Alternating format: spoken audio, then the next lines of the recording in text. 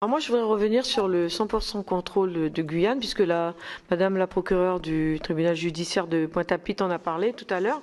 Mais moi, ma question, c'est de savoir qu'est-ce que vous en pensez, vous? Alors, je m'adresse aux deux procureurs de Pointe-à-Pitre et de Fort-de-France.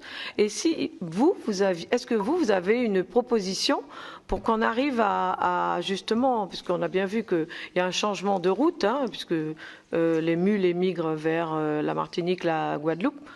Moi, j'aimerais savoir si vous auriez des idées, parce que franchement, chez nous en Guyane, c'est un fléau. J'ai pas l'impression, personnellement, hein, que les 100% contrôle réduisent tant que ça les mules, puisqu'il y a quand même des voyageurs qui subissent ces arrêtés préfectoraux, donc qui les empêchent de voyager pendant 6 mois.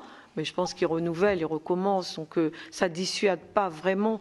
Donc ma question, c'était de savoir si vous, en tant que procureur, vous auriez des idées pour des propositions de dispositifs. Sur le 100% contrôle, je partage l'avis du membre de votre commission. Effectivement, je ne suis pas sûre que ce soit très utile, puisqu'on sait que lorsque on annonce des contrôles sur les vols, on a 30 personnes qui ne prennent pas l'avion, mais on en a quand même 10 000 qui le prennent. Donc soit elles n'ont pas eu le bon SMS, soit elles n'avaient pas le bon téléphone, soit elles ne savent pas lire.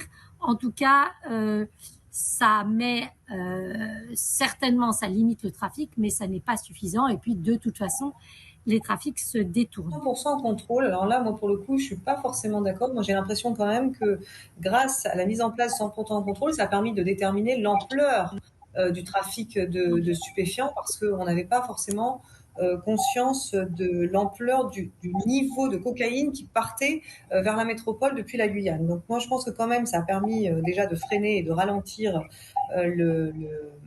de freiner les mules. Après, ça les a effectivement en partie détournés. Nous, on ne pourra pas. Alors là, à un moment en Guadeloupe, c'est justement quand on a commencé à en parler, a été évoquée l'idée de est-ce qu'il ne faudrait pas aussi faire du 100% contrôle. Mais pourquoi pas? Enfin, moi, je suis ouverte à tout. La difficulté, c'est qu'il n'y a pas les moyens.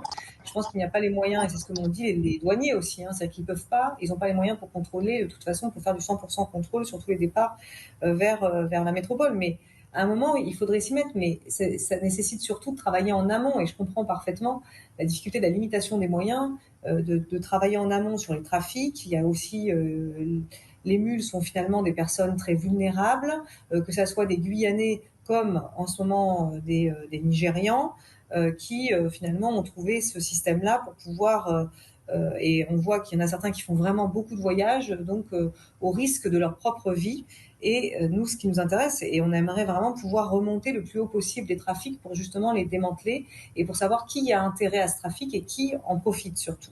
Voilà, mais ce 100% contrôle, moi je trouve qu'au moins il a permis de mettre en lumière l'ampleur des départs bourrés de cocaïne vers la métropole.